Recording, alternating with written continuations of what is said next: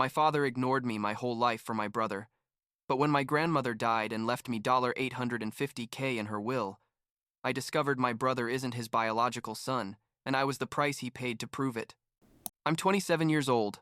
I work in tech doing its support for a mid-sized company, and what happened last year with my family basically exploded everything I thought I knew about my life. The truth is, I'm still processing it. But I need to tell this story because it's one of those things that changes you forever, you know? It all started when my grandmother died and left an inheritance that no one, and when I say no one, I mean absolutely no one, expected to end up the way it did. Before I get into all the drama, let me give you some context about what my family was like before everything went to hell. I grew up in upstate New York, one of those towns where everyone knows everyone and gossip flies faster than the internet. My dad is 52 now, worked his whole life in construction. He's one of those guys who's always fixing something around the house or helping the neighbors with whatever.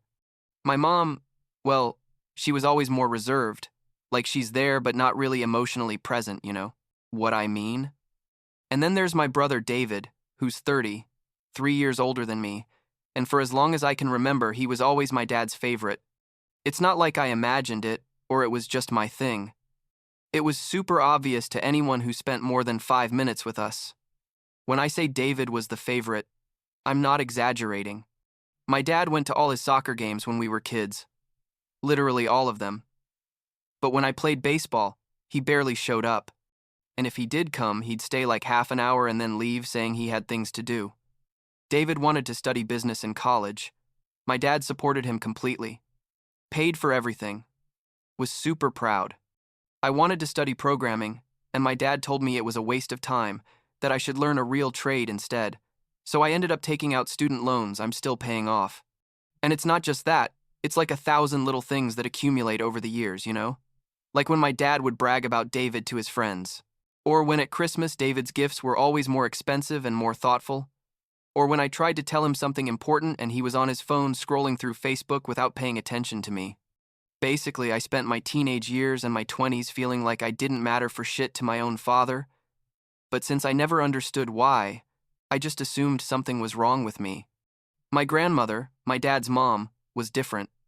She lived like 2 hours away from us in a beautiful house she'd bought with my grandfather before he died. My grandfather passed away when I was like 5, so I don't remember him much, but I do remember that my dad almost never talked about him, which always seemed weird to me because my grandmother mentioned him all the time. The thing is, my grandmother was always more attentive to me than to David. Not in an obvious way, but like she'd ask how I was doing. She'd remember things I'd told her. She'd send me money for my birthday with handwritten notes. David got stuff from her too, obviously, but I felt like there was a special connection with me. She'd visit me at my apartment sometimes, we'd have coffee and talk, and honestly, she was one of the few people in my family I felt like I could really talk to. Last year, in March I think, or maybe early April, my grandmother had a stroke. It was super sudden, like she was fine one day and the next she was in the hospital. My dad and my aunts, Clara and Linda, my dad's sisters, took turns being with her, but the doctors told us from the beginning there wasn't much they could do, that it was a matter of time. She passed like a week later. Peacefully, I suppose. I'm not gonna lie, it destroyed me. Apart from losing my grandmother, which was already horrible, I was also losing like the only person in my family who really saw me, you understand? The funeral was tense, but normal. You know, family crying, people from town who knew her, the priest saying nice things about her. The weird part came after, like 2 weeks later, when my grandmother's lawyer contacted me, my dad, and my aunts for a will reading. And when I say he contacted me, I don't mean he contacted me as part of the family or to be present. I mean he called me specifically, separately, and told me it was important that I be there. David wasn't invited, which seemed super strange to me because he was always included in everything family related, but whatever. I assumed it was because, technically, they were only summoning direct heirs or something like that. I got to the lawyer's office, and there were my dad and my aunts, all with serious faces. The lawyer, an older guy like 60-something, had us go into a conference room and started reading the will. My grandmother's house was valued at like $600,000. She lived in an area that had gotten super expensive over the years. And she also had savings and investments for another $250,000 or so. I mean, we're talking about almost $1 million total, which for our family was an absurd amount of money, like we'd never had that level of resources. The lawyer explains that my grandmother divided everything into 3 equal parts, one for each of her daughters, Clara and Linda, and one for her son. But here's where it gets crazy. The part that belonged to my dad, which was basically a third of everything, she didn't leave it to him. She left it to me. To me directly. Everything. The office went completely silent. My aunts looked confused but not surprised, like they already knew. My dad was pale, like he literally lost all the color from his face. And I was sitting there thinking this had to be a mistake, that it couldn't be real. The lawyer keeps reading and explains that my grandmother left very specific instructions that my dad's part should go to me, Marcus, her grandson, and that this decision was final and should not be questioned. Then the lawyer looks at me and tells me that my grandmother also left a sealed letter that only I could read, that no one else had seen. He gave me a white envelope with my name written in my grandmother's shaky handwriting and told me I could read it there or take it with me. Obviously, I grabbed it and got out of there as fast as I could because the tension was unbearable. My dad kept staring at me with a face I'd never seen on him, like complete disbelief mixed with rage. I got to my apartment, sat down on the couch, and opened the envelope. The letter was long, like 3 pages handwritten, and it basically changed everything I thought I knew about my family. My grandmother started by apologizing for not having told me this while she was alive, but she said it was important that I know now that she wouldn't be there to protect me. Then she explained to me that David wasn't my dad's biological son, that my mom was 3 months pregnant when she met my dad, that David's real father was another guy who left her when he found out about the pregnancy, and that my dad knew from the beginning but decided to stay with her and raise David as his own. But wait, because it gets worse. My grandfather, my dad's dad, when he found out about this situation, basically told my dad he was making the biggest mistake of his life, that he couldn't raise another man's child, that he was going to ruin his future. My dad didn't listen to him. Married my mom anyway. And my grandfather disinherited him. Completely. He told him that if he was going to make that decision, then he was no longer his son. My grandmother didn't agree with this at all, but my grandfather was super stubborn and controlling, so she had to keep it secret but never stopped being in contact with my dad, even if it was secretly at first. The letter went on to explain that my grandfather died without having forgiven my dad, that he was bitter until the end about that decision. My grandmother wrote that she understood why my dad had done what he did, that she respected his decision to form a family with my mom, but that over the years she had seen how my dad poured all his love and attention into David, like trying to prove he'd made the right decision, and that I had been completely relegated to the background. She wrote that it wasn't fair, that I was my grandfather's only biological grandson, the only one who carried her husband's blood, and that she felt she had to somehow correct the damage that both my grandfather and my dad had caused with their decisions. That's why she was leaving me the inheritance, because she felt I deserved something after being ignored my whole life. I sat on that couch, I don't know how long, like hours probably, just processing everything. Suddenly, everything made sense. Why my dad had dedicated his entire life to showing the world that David was his perfect son. Why I was always the one left over. Why my grandfather was never in family photos from when my dad was young. Why my dad never talked about him. It wasn't that I was insufficient or that I was something wrong with me. It was that my dad had put his entire identity into being David's perfect father, to prove that the decision that had cost him his relationship with my grandfather had been worth it. And I, his actual biological son, was the price he paid for that demonstration. The next few days were absolute hell. My dad called me like 15 times a day. I didn't answer the first 20 calls, but eventually I had to, because he wouldn't stop. When I finally answered, he started with how this was a misunderstanding, that my grandmother wasn't right in the head at the end, which was a total lie. She was super lucid until the end. That, obviously, I was going to share the inheritance equitably with him and David. That's what a family did. I just told him I was going to respect my grandmother's wishes and hung up. He kept calling, but I stopped answering. David also started sending me messages. Like, bro, I don't understand what happened, but obviously we're going to divide everything, right? Family is more important than money. And I thought, seriously? Now family is important? After 30 years of treating me like I was invisible? After you two had your exclusive father and son club, and I was just the extra who lived in the same house? The hypocrisy disgusted me. I literally felt like throwing up every time I read their messages. Like a week after all this, my dad and David showed up at my apartment. They didn't call first, didn't ask if they could come, they just knocked on the door, and when I opened it there, they both were. They came in without me inviting them, and my dad started with his speech about how we needed to talk as a family, that this was getting out of control, that my grandmother clearly wasn't thinking clearly when she made that will. David was standing there with his arms crossed, backing up everything my dad said, and I could only think about all the times these two had done exactly this, like teaming up against me as if I was the problem. I told them to leave. My dad told me I was being selfish and immature, that the inheritance belonged to him, and that he would decide what to do with it. That's when something in me broke, and everything I'd been holding in for years just exploded. I yelled at them that they'd treated me like trash my whole life, that to them I never existed beyond being the defective son, brother who wasn't worth it, that every achievement of mine was minimized and every mistake magnified, that I was never enough for you guys, and now that there's money involved, suddenly you want to treat me like family.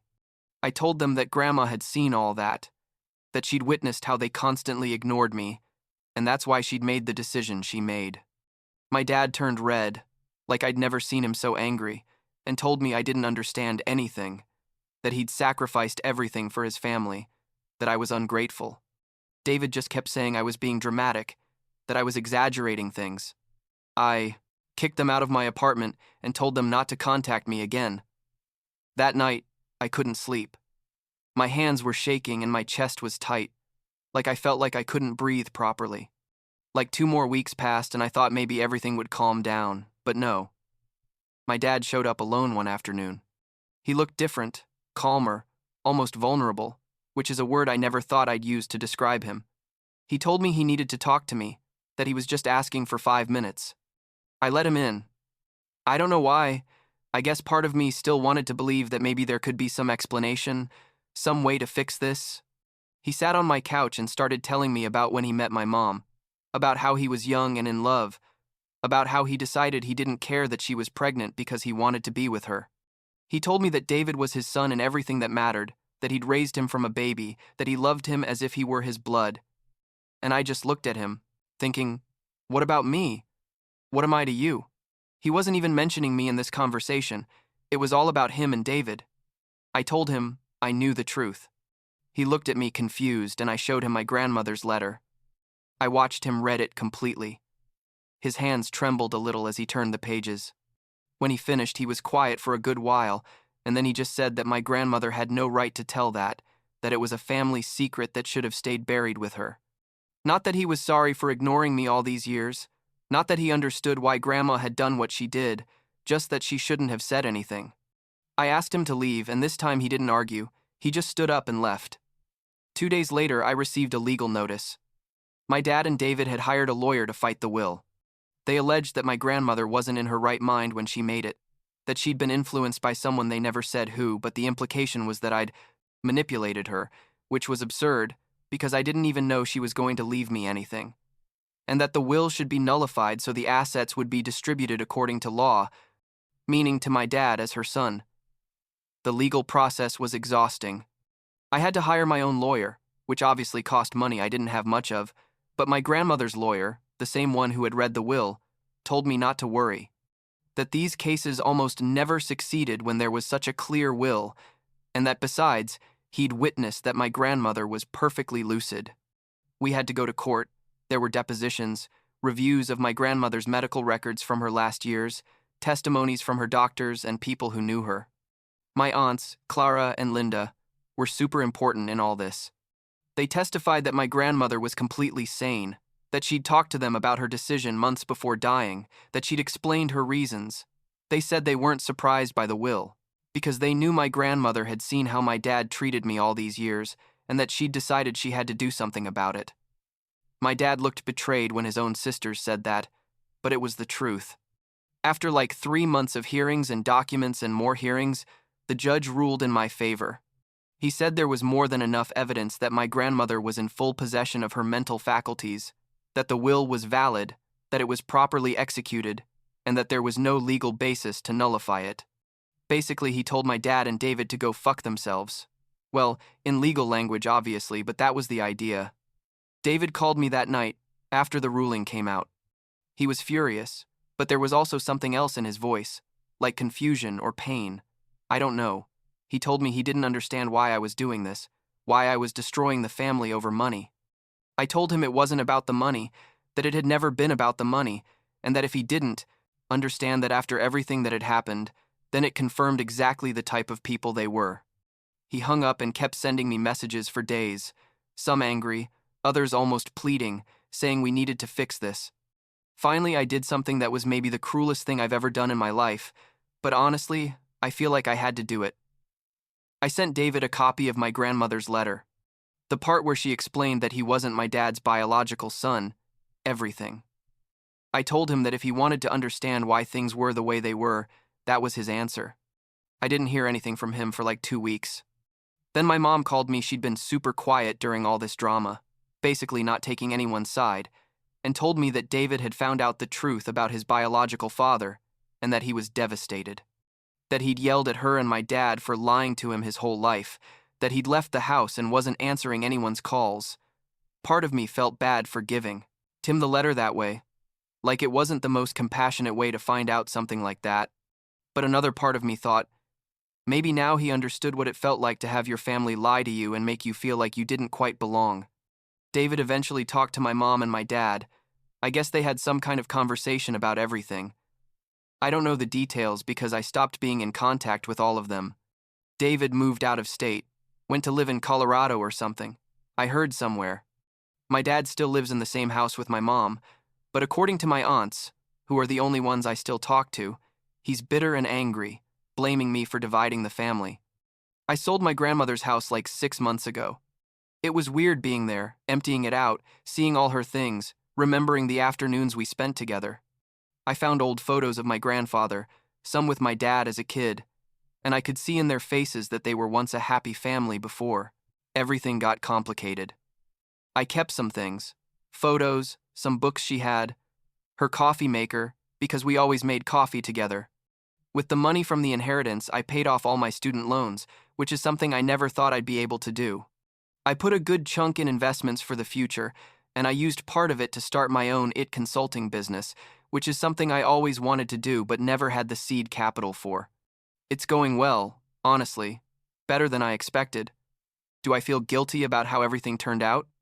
Sometimes, yes, honestly. There are days when I think maybe I should have shared the inheritance, that maybe I should have been the bigger person. But then I remember every birthday when my dad barely paid attention to me. Every Christmas when David's gifts were twice as expensive as mine. Every time I tried to have a real conversation with my dad, and he ignored me to talk to David. Every achievement of mine that was minimized, while David's were celebrated like he'd won the Nobel Prize. I remember 30 years of feeling invisible in my own family, and then I think that my grandmother saw all that too, and decided she had to do something. Last week I found a box in my closet with more letters from my grandmother. Like 20 letters she'd written to me over the years, but that I'd saved and forgotten about. I read them all again, and in each one, somehow, she mentioned how proud she was of me, how smart I was, how much she valued our conversations. I realized that she always saw me, always knew who I really was, and that's more than my dad ever did. I don't know if I'll ever talk to my dad or David again. I don't hate them. The truth is, I feel like a mixture of pity and sadness about how everything turned out. But I also don't feel like I owe them anything. My grandmother gave me more than money. She gave me validation. She gave me confirmation that I wasn't crazy, that what I felt all those years was real and justified, and that, honestly, is priceless.